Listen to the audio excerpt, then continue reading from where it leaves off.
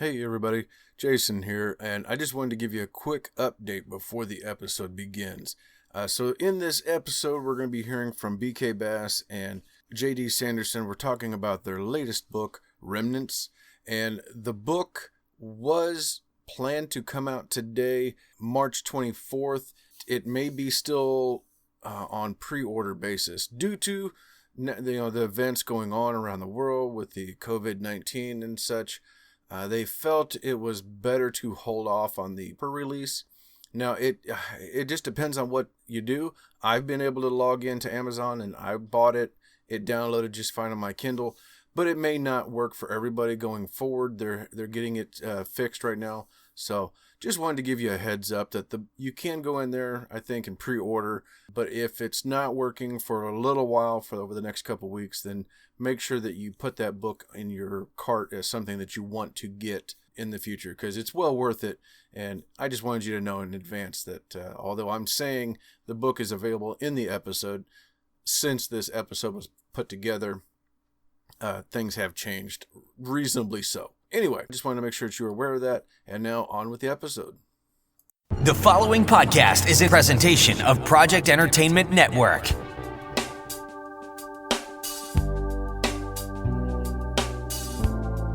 Welcome to the Sample Chapter Podcast, the show where authors read a sample chapter from one of their books.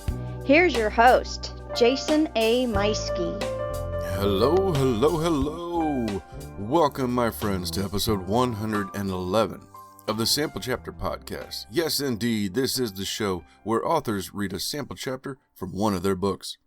Hey, I hope everyone out there listening is doing well during these incredibly strange times that we find ourselves in. Hey, please remember that even though we may be alone physically during this self-quarantine that we're all under right now, you are not alone spiritually. There's people all over the world who are thinking of others right now, thinking about their well-being, and you're one of them. I'm right there with you as well, and I'm here doing my part, trying to entertain you a little bit, and doing my best to bring you exciting new books to read. Hey, I invite all of you listening to connect with the show on social media. It is on Facebook and Twitter. Just look up Sample Chapter Podcast, or you go to our website at samplechapterpodcast.com, and you can find our social media links there. You can always reach out to me personally at samplechapterpodcast@gmail.com if you want to drop me a line. I've had some wonderful emails here lately, and thank you so much to all of you out there who are checking in on me as well. So I appreciate all of you. Hey, please don't forget to subscribe as well on your favorite podcast player, which I want to make sure and announce that as of last week, we have finally been picked up on iHeartRadio. So whatever your favorite podcast player is, whether that is Apple Podcasts or iHeartRadio or Stitcher or Google Podcasts, the list goes on and on and on, even YouTube. Make sure you hit that subscribe button so you don't miss out on an episode. If you would, please help me spread the word about this author or that one, as there's been countless incredible guests over the last 2 years. And so if you find an author who has caught your attention or a book that has sparked your interest, by all means, share that episode with your friends and let them know about this exciting new author. Well, speaking of the past 2 years, I want to make sure to say thank you to U-Sto-All. They have been a sponsor since way back in the beginning, and they are the premier self-storage facility in the Warrensburg area. If you find yourself in need of self-storage, look no further than U-Sto-All, with 2 facilities, both climate control and non-climate control, solar powered and fully fenced, more than 60 cameras recording 24 hours a day. They are a green and clean facility. Hey, check them out online at U-Sto-R-All.net. That's spelled the letter U, STORALL.net. Of course, I also want to thank my favorite writing software, Scrivener. Hey, Scrivener has been helping me get through this quarantine. Hey, make sure to stay tuned for an ad from Scrivener coming up here in just a few moments. And you definitely don't want to miss out on how you can save 20% on your desktop order. Thank you so much to Joey Mills of Pop Goes the Culture Network. His podcast network, located over there at popgoestheculture.com, is just chock full of other podcasts and pop culture news and media and blogs. Although the flagship show is not meeting at the theater anymore, they are still trucking along and doing their shows, actually kind of doing them like I'm doing, remotely, where nobody really meets together anymore. So, and they're much more open right now to suggestions. So if you've got pop culture stuff that you want to talk about or questions that you have, reach out to them. Click the link in the show notes for popgoestheculture.com and check out their shows and reach out to Joey and them. They'd be happy to hear from you. And of course, thank you to our other network, Project Entertainment Network. Project Entertainment Network is a growing network of podcasts with well over 20. I think it's around 25 right now. I think last week I surmised a little bit higher than that, but I think it's around 25 shows on the network at this point. If you're looking for author podcasts, for reading podcasts, for the weird podcasts, all kinds of them are over there for your entertainment. Lots of great shows, just like this one. Are you so tired of having your own thoughts? Are you just totally exhausted having your own beliefs on every single thing in the entire world? Well, don't worry. Here at Your New Opinion, we do the thinking for you. Join Ryan, Nick, And Ben, as the boys debate topics that we probably know nothing about, using every dirty trick they can think of to win. everything from if net neutrality is good or bad, to cake versus pie, to who killed JFK. So if you're looking to never have your own thoughts again, check out Your New Opinion every Friday. Well, my guests this week are an exciting duo. One is a return guest in J.D. Sanderson, and the other is a brand new guest to the show, B.K. Bass of Kyanite Press. Now, before I begin, I want to publicly apologize for mistakenly airing this episode today and not a week ago. I wrote things down wrong on my calendar, is what it turns out. So last week, I'm putting up my episode with Miranda O, and JD is reaching out to me, and he's excited, like, today's the day. He was excited, obviously. He thought his episode was coming out at that time. Well, I'm looking at my calendar, and I was like, well, that's strange. No, I've got you down for next week. I'm not really sure what you're talking about. And although, there was like this little twinge in the back of my head, like, man, something about that sounds right. But, I had it written down wrong in my notes. So I went on, and he was like, okay, well, maybe he remembered wrong, he thought, or I'm thinking like, I don't know, maybe I'm wrong, but I couldn't find anything different about it until I go back and I'd already started some of the editing, but I hadn't finished yet. And in our post show, the recording still keeps going, and right there from my ears in the post show, we begin talking about how the episode was going to come out a week prior to the book's release, which is today, March 24th, 2020. The book that you're going to hear about today, Remnants, it is available today. And yeah, I was supposed to air this episode a week ago to help generate interest. So this is my bad. I've definitely messed this up, and not sure. I know I had some things going on that night, and we were having some interesting times trying to connect, but still, I wrote them down completely wrong. So I wanted to apologize. This is all me. You guys are incredible, and you did a wonderful job. And this is on me. But all of you out there listening, you are in for a treat, because the book that you're going to hear, the name of it, as I already said, is Remnants. It is from Kyanite Press. Features 11 authors, including both JD and BK. This is an incredibly thrilling book. They were kind enough to send me an advance copy, of which I have already read, I think, 6 stories. And, every time I pick it up and I start reading one of the stories, I literally cannot put it down until I finish that story. It is incredible. You're going to love it. And just an idea, it's not just survival. This is an examination of what it means to survive and what it means to be human in a state of survival. Which I'm seeing a lot of correlation in that right now. You know, I mean, if you're in trying times and you're trying to survive something going on outside, is it important to run to the store and grab all the toilet paper you can grab, or, you know, stock your vehicle full of all kinds of stuff so that nobody else gets it? The book seemed very timely. And like I said, I just went in and verified it is available today, March 24th. So check out this episode. Hear the incredible reading by JD.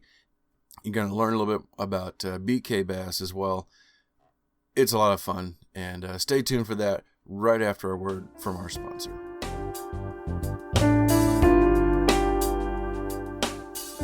Jason here. Hey, I wanted to take a moment and tell you about my favorite writing tool, Scrivener. Now, I know you've heard about Scrivener because their writing software has been embraced by hundreds of thousands of other writers like you and I, from the novice to best-selling novelists. The reason we all use it is because of Scrivener's core concept to bring all the writing tools you use together in a single application. And with tools like automatic backup, character maps, project goals, and let's not forget that amazing corkboard, you can see why I use Scrivener every day. As a bonus for Sample Chapter Podcast listeners, use code CHAPTER for 20% off your desktop version. Scrivener writing software, built by writers for writers. Ladies and gentlemen, boys and girls, what a treat I have for you today. We are sitting down with a writing team, I think third of this year already, with the team of BK Bass and JD Sanderson. JD, a return guest. We had him on here, it's been a little over a year ago, and that's also been a recurring theme this year. So without further ado, BK and JD, welcome to the show. How's it going, man? Thanks for having us. Thank you very much. Glad to have you both here. This is exciting. JD, it says something about 2020. It's like, that's supposed to be looking for the future, but I've been looking back a lot with revisiting old guests, and I'm having a lot of fun with it. Oh, it's great to be back. I've been listening to just about every episode you've dropped since I was on, so it's always fun. Well, I appreciate that. Hopefully you found some new authors to follow as well. Definitely. Well, BK, tell us a little bit about yourself. Well, I am also an author. I write science fiction, fantasy, and horror. And I'm also a founder and owner of Kyanite Publishing. And that's the publishing company that's putting out the book we're talking about today, Remnants. And I'm also the editor. I put everything together for it. Very cool. Okay. Now, how did you and JD get to working together?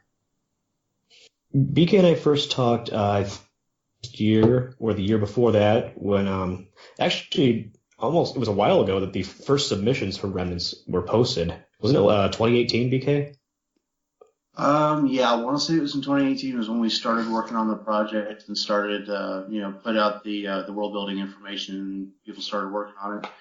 And I think we also, did we talk first about that? Or was it the issue of the magazine that you were in? I know you were in our social science fiction issue of the magazine, and I know that was a big deal getting that going. Yeah, my story choice was in that last May. But I think I actually sent in the Remnants submission a few months before that. And I was like, oh, this is a great publishing company. I got to try and get in with these guys. Well, I'm glad to hear that. Well, that's awesome. That's great then. And then now is this a collaboration with Remnants? Yeah, it was an idea created by a gentleman named Stephen Coughlin. He's one of our other authors. He's got two other books published with us. Urban Gothic and 50 Shades of May. That one's kind of like an erotica, satire, fantasy, alternate history. It's kind of crazy. And then Urban Gothic is a dreampunk book. And he came up with the idea for Remnants and pitched it to me. Came up with all the world building, the situation, laid out, basically the concept of the book, what was going to happen. Drew up kind of all the rules of the creatures that were going to be in it and everything. My partner and I thought it was a great idea, so we went ahead and put it out there and started taking submissions on it. And basically took all the world building information and put that on our website, and then promoted it so that authors could go there and see, okay, it had a timeline and descriptions of the creatures that are involved, details about physical attributes and stuff like that. So that everybody kind of had the rules and the gist of, the timeline of events to work with. It was like a framework. And then they could go in. It is a global event. It's basically the end of the world as we know it. It's a post-apocalyptic survival horror anthology. So everybody had that situation to play with, but there's, people in America, Canada, Africa, all over the world were dealing with this situation. So people could take all kinds of different angles from it. And then there's stories in the book from, like I said, Africa, Canada, America, the Arctic, England, north of Scotland. It's all over the world. So there's a lot of different perspectives on it. Wow. Okay. Well, it sounds exciting. I know, like, I've had a chance to get a sneak peek at it, and I've read JD's story, which is just holy crap. It was different for me to write, different than anything I've ever written before, and that's probably what the fun of it was. Stephen Coughlin created this amazing world, and with, BK and everyone helping flesh it out, it was such a fun sandbox to play into. Mm-hmm. Yeah, and the neat thing is, too, he created the framework for it, and so you've got the whole post-apocalyptic scenario. But then everybody, as they were writing for it, it's really interesting how people really took a human approach to it.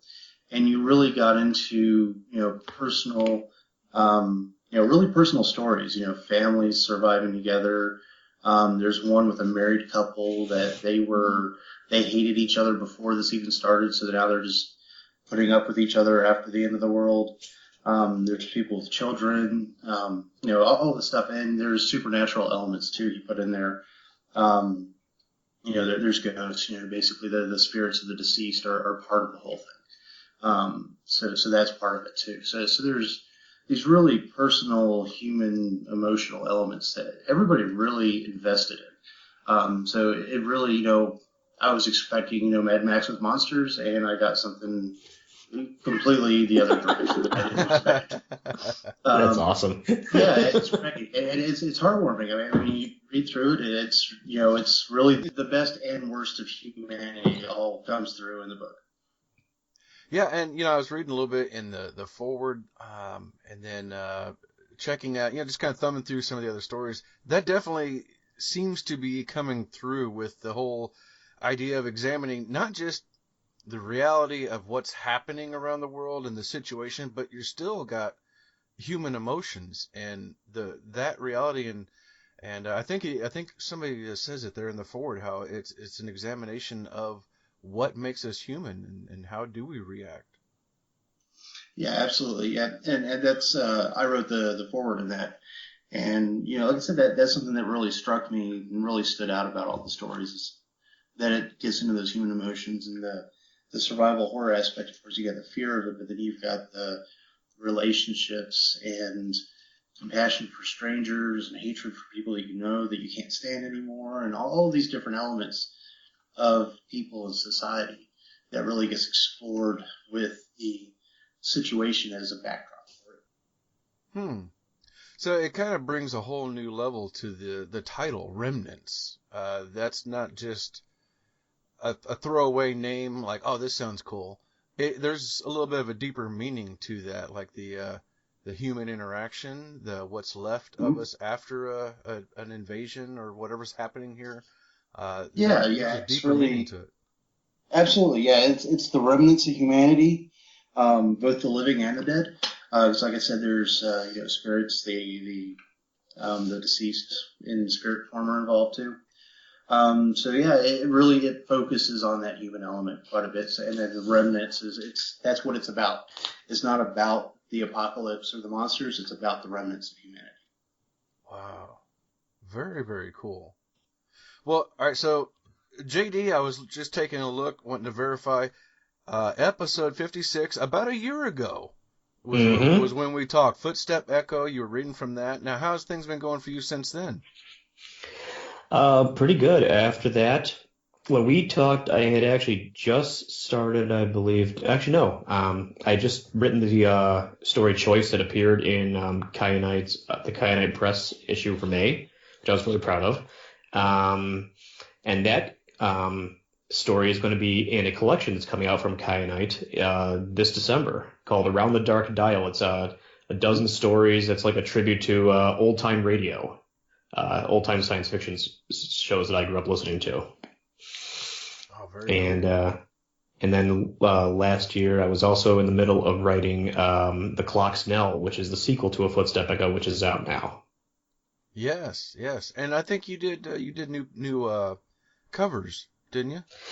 I did. I got a chance to. I got the rights back to the first book, and then my wife, who is a really really talented artist, put out a set of matching covers and a fresh set of edits for the first book. So it's definitely an improvement. I like them. I thought they were really cool. I believe I was able to go in there and update that old episode with the new cover. So hopefully that's yes. Okay, fantastic, great. So if not, then I'm gonna look like a jerk. So hopefully, by the time this comes out, I'll have that taken care of. Nice. And we should also make sure, BK, we mention all the other awesome authors, because it really is. I'm not just saying because I'm part of the project. I mean, being on an anthology like this was part of my bucket list, and I'm glad I can do it. But these are some incredible authors we've got here in this collection. Yeah, how many are on there? Let's see, there are 11. Wow. Any names we might know, or that we need to be keeping an eye on? If you don't mind, I can list them off for you real quick if you want. Oh yeah. Let's shout. So we've got Stephen Coughlin, of course, is the creator of it. And he also has 3 stories in there that he wrote. And we've got JD, Aaron Lee, JD Kellner, Rachel Ford, Ian Fairgrave, Michael D. Nadeau, Benjamin Hope, Alan Provence, Crystal Kirkham, D.W. Hitz, A.A. Rubin, and that's the last one.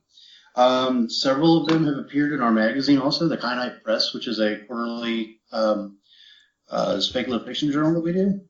And then Michael and Crystal on that list both have books published with us as well. Of course, JD's got his anthology coming up, and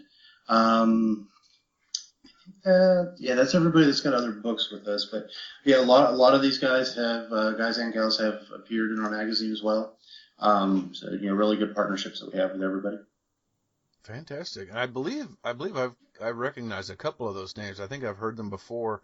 I don't know if I would know their work exactly, but I think I've heard their name on other podcasts. So that's exciting. Probably, yeah. I know Michael's been doing the rounds quite a bit for a while now. His book that we've got out right now is The Darkness Returns, which is an epic fantasy novel. And then he's got a new one coming out that we're actually working on the production cycle on right now called The Darkness Within, which is a sequel to that. They're part of a trilogy. Very cool. Okay. Well, so we know what JD's got coming up and what he's been working on. BK, what about you? What else do we have from you coming soon?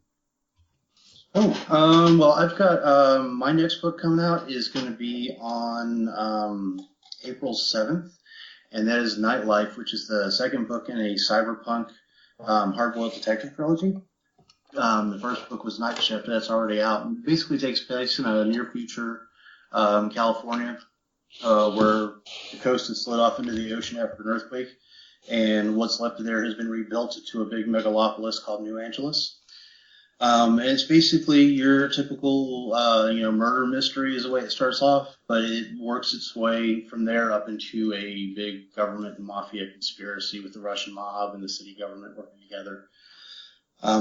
Can't really say a lot about it without giving much away because it's a mystery, of course. But it's your hard-boiled detective, the 1940s Humphrey Bogart kind of feel, mixed with cyberpunk like Blade Runner. Okay. That's such a good premise. Yeah, thank you. Yeah, it's been really popular too. I've gotten a lot of reviews on that on the first one, Night Shift, and they've been really positive. I've got a duology that I'm working on that's going to be coming out later this spring called the Pirate King duology, and that's part of a series that I have called the Ravencrest Chronicles, and that's a dark flintlock fantasy. The first one's called Curse of the Pirate King. The second one's called Shadow of the Pirate King. Those are both actually going to be free. They're part of a promotional project that I'm working on. And those should be available probably sometime in late April, early May. That's everything I've got scheduled for release right now. Of course, I'm working on a bunch of stuff, and I've got 10 other books published. They're all out. You can find them all on bkbass.com. I've got all kinds of stuff on there. Very cool. Very cool. All right. Well, JD, we've shared before where people can find and follow you, but go ahead and tell us again one more time. Yeah, you can find me on Twitter. It's the one social media platform I'm still on. It's my handle there is at a sci-fi writer, which is I just love that. I can't believe I actually had it. I can't believe it was available. And you can find my stuff under JD Sanderson on Amazon.com and now on the Kyanite Publishing website. Fantastic. Yep, that's KyanitePublishing.com. Yeah. Yes, we'll make sure and get that correct. BK, how about you? Where can we find and follow you? Well, of course, KyanitePublishing.com is where all of my books are published through. And like I said, my own website is bkbass.com. And you can find all my books on there. And I've got a lot of articles and stuff on there, genre studies, writing workshop kind of stuff, biographies of classic pulp authors and things like that. So there's a lot of nonfiction content on there. And I also work with World Building Magazine. I'm the lead of the writing department over there. And you can find them at worldbuildingmagazine.com. There's new issues out there every other month, and those are free for the community. Outstanding. All right. And, of course, as always, everybody listening, we will have the links for all of their websites and everything, every link we've talked about, basically. We'll put those in the show notes. So once you're done listening, you can just click that button and it takes you right to it. Well, gentlemen, thank you so much. We've had an interesting time trying to make this happen, but I'm glad we finally got a chance to do this. It's been a real wonderful time, and I wish we had more time. Definitely. Glad to be back. I appreciate it. The pleasure is all mine. All right, well, without further ado, ladies and gentlemen, I'm going to hand the floor over to one of these guys who's going to do a reading for us. But this was BK Bass and JD Sanderson, Remnants. First Swarm by JD Sanderson. Jackson looked over the horizon to the herd of great elephants he and his team had been following for the past 2 weeks. Brushing his gray hair off his forehead, he crouched and snapped a 200mm lens on his camera as a towering bull sauntered up to a nearby pond and dipped his trunk in for a drink. It must have been 11 feet tall and weighed over 6 tons. The veteran photojournalist motioned for June to sit.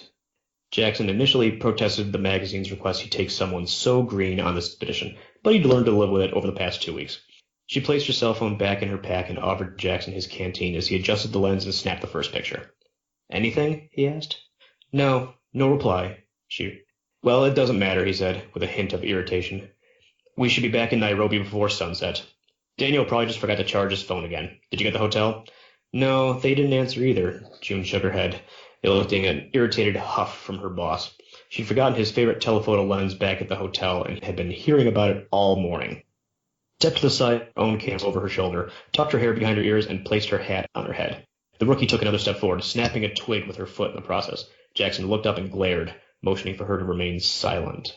She nodded and turned away before he could see her look of embarrassment. Jackson pointed his camera at the large bull elephant that had now been joined by 2 others at the watering hole and snapped away. If we're lucky, the calf will come out from the trees soon, he whispered. I just hope he decides to make an appearance before the storm moves in. We're going to lose the light soon. Jackson gestured to a small black cloud on the horizon behind the tree line. It was truly a scenic part of Kenya. Jackson knew that kilometers behind the trees was Nairobi, a city he had photographed several times. They were both startled when the lead bull elephant reared back and sounded an alarm. His call bellowed across the plains, and the entire parade turned to make for the trees. What the hell? Jackson wondered aloud. He looked around for any sign of a predator, but couldn't see one. He frantically tried to get off one more shot with his camera, but he was thwarted by the dust that all those heavy feet kicked up. He sat back on the grass, cursing the situation. Maybe it was the storm that spooked them, June asked. From that far away? I don't think so, he grumbled. June took a deep breath before continuing. Well, the lightning. I just thought... I didn't see any lightning. Hell, I wouldn't even call it a storm, just a few small clouds, Jackson said as he turned from the scene to place his camera back in the pack on the ground. Looks like lightning to me, June said flatly. Jackson pivoted to protest the young photographer's ignorance, but stopped as he looked at the cloud. It was closer than before and moving in faster than any weather system he had ever seen. There were small flickers of light dancing around inside. Well, okay then, he admitted. Fine. He looked around at the plains and saw a few small antelopes scampering off as fast as their legs could carry him. Jackson looked down for a moment before looking again at the recent college grad. Why isn't there any thunder? There's typically thunder with lightning, right? Shouldn't we be able to hear it from here? Look, I'm sorry, okay? Obviously I don't know as much as you do, but you don't have to keep... She was cut off when he raised his fingers to his lips, shushing her. For the past few weeks, every other word out of Jackson's mouth had been intended as a slight against her. Now the expression on his face told her something else was on his mind. Jackson looked back to the group of clouds now less than a kilometer away. He moved his finger from his lips to his right ear. June's eyes widened as she listened. Did one of them step on a beehive? Maybe that spooked them, she whispered. I don't think so, Jackson whispered back. He strained to hear the sound whizzing towards them. While fast approaching his mid-50s, he still had decent hearing. This wasn't the wildly shifting buzz of an angry beehive. It was lower. It was more like a swarm of tubas. They heard it first, he said to himself. Who, the elephants? June asked in a panicked voice. One of the clouds was only a football field away from the tree line now, and approaching fast. Yes, he responded. They can hear frequencies 25 times lower than we can, and from further away. I'm guessing that cloud may be getting off lower sounds than we can hear. They both paused as the cloud approached the edge of the forest. Instead of the usual dark gray, this one had deep shades of violet throughout. June instinctively took out her camera and snapped a few pictures. Jackson nodded in approval as he strained to identify the swelling sound. What is that? June asked as she peered through the camera. Is that a bird in there or something? She focused her lens and continued to snap. From this distance, they could see that the cloud was lower to the ground than they initially thought. In fact, it was just over the top of the trees. Rather than continue as it had, it veered gracefully to the left. The front edge began to skirt around the trees and dip lower towards the ground. What the fuck? June asked. Her hushed voice was filled with tension as she looked over to Jackson. His face was still frozen in shock. It's not a cloud, he stammered. It's some kind of... Oh my God. Jackson grabbed his bag and said, Go, back to the Jeep. They took off running. The vehicle was parked 100 feet back. A low-pitched droning sound filled the air around them. June looked over her shoulder and saw the cloud of thousands of dark, violet flying creatures. How small or large she couldn't tell from this distance. She hopped into the open-top Jeep as Jackson started the engine. He threw it in reverse and backed up along the trail as the purple swarm widened. He whipped the vehicle around, shifted gears, and floored the gas pedal, gunning the engine as hard as it would go. June mumbled a prayer. Put on your seatbelt, damn it, yelled Jackson. He was working on snapping his into place while keeping one hand on the wheel. June, frozen in her seat, only cried in fear. Jackson threw the Jeep into the next gear, bouncing them back and forth as he struggled to stay on the trail. He looked in his rearview mirror to see a small Impala behind them, attempting to flee. His eyes widened as the calf twisted in pain and collapsed. Several of those purple creatures zipped around it as it writhed on the path behind them. The blaring sound drowned out the scream of terror that burst out of June. Her face contorted in fear as she closed her eyes and wrapped her arms around her head. A small, fist-sized creature came up alongside of them. Jackson attempted to swerve off the path towards a thicker patch of brush, nearly tipping the vehicle over. He rubbed his eyes as the stench from the swarm grew stronger. The smell in the air reminded him of the worst days on the hog farm he grew up on, a putrid, rotting odor. The thought left his head as a small arc of blue light streaked across his vision. He looked over to June, now reeling from her crouched-over position. The young photographer screamed as she held her right arm.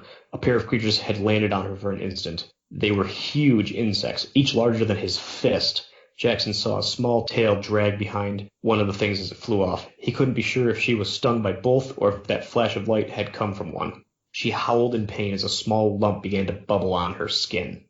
Jackson froze in fear as he realized that she now had to hold her right arm up with her left. The limb looked completely dead. Her tear-soaked face turned to him as she asked for help. "It's going to be okay," he shouted, hitting the gas again. He tried his best to ease the frightened young girl, but his reassuring demeanor was quickly thwarted by a loud thud of a larger, football-sized winged creature slamming up against the outside of his door. "Holy shit!" he shouted, instinctively rolling the steering wheel in the opposite direction. The vehicle swerved and crashed up against a thicket of brush. Branches and leaves whipped against June. "I'm sorry," Jackson yelled, trying to keep his eyes off the road. He centered the Jeep again. The purple swarm continued its advance. "June?" he shouted again, looking over to her. She was slumped back in her seat. Her right arm was covered in a purple oozing blotches. Her eyelids hung lifelessly as her body jolted like a rag doll with every bump on the path. She was breathing, but it was incredibly slow. "Oh my God," Jackson muttered. His young assistant was paralyzed. If he could just make it to the dirt road up ahead, he could accelerate faster without the risk of flipping over. A few dozen meters away from the turn, Jackson's entire body stiffened. It felt like he had been hit with an electrical shock. His left hand jerked the wheel, and they hit a large rock on the path as they veered sharply. The Jeep flipped over 3 times before coming to a rest. Jackson looked to discover that June was no longer in the seat next to him, but face down in the brown grass, her pack and camera a few feet away. Like the Jeep, he was now upside down, his head dangling a few inches above the ground. He tried to fight through the pain to undo his seatbelt, but found most of his upper body paralyzed. The now familiar buzz of the swarm swelled around him again as several of the creatures landed on June's body. One of the creatures, about the size of a pint glass, landed on the steering wheel. The light around him dimmed as the violet, foul-smelling cloud enveloped them. The last thing Jackson noticed about the small creature was a 3-inch-long stinger on the end of its tail. He cried out in pain as it pierced the center of his chest and just as suddenly withdrew. As the skin underneath his cotton shirt began to bubble up and seep, his arms went numb and limp. Straining to turn his head, he saw what appeared to be lumps of flesh missing from June's back and legs. The swarm of monstrous insects liked what they had caught. The last thought to go through his mind was about the rest of his team in nearby Nairobi. A few seconds later, his eyes stared unseeing as 3 more of the creatures landed on his lifeless body and began their gruesome feast. And that was BK Bass and JD Sanderson reading one of the stories from the new release, Remnants. It is from Kyanite Press and available today, March 24th. So click the link in the show notes and go pick up a copy for yourself. I have one, but I'm going to go buy one as well because this is awesome. Hey, don't forget to also follow both of these authors and Kyanite Press. Check out our friends and sponsors alike in the show notes. And click that subscribe button so you don't miss out next week when I come back with an all-new author, a new book, and a new sample chapter. Take care, everybody, and I'll see you again real soon.